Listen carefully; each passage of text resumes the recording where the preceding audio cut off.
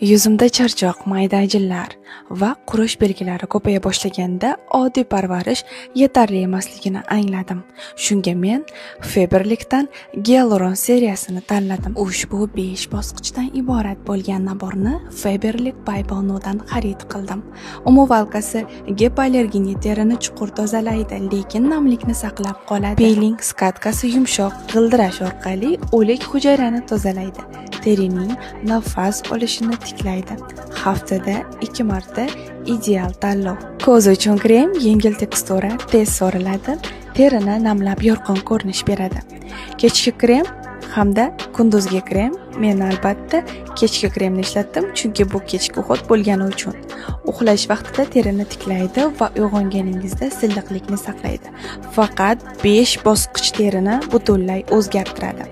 Siz ham sinab ko'ring va bu kosmetika emas, bu parvarish falsafasi.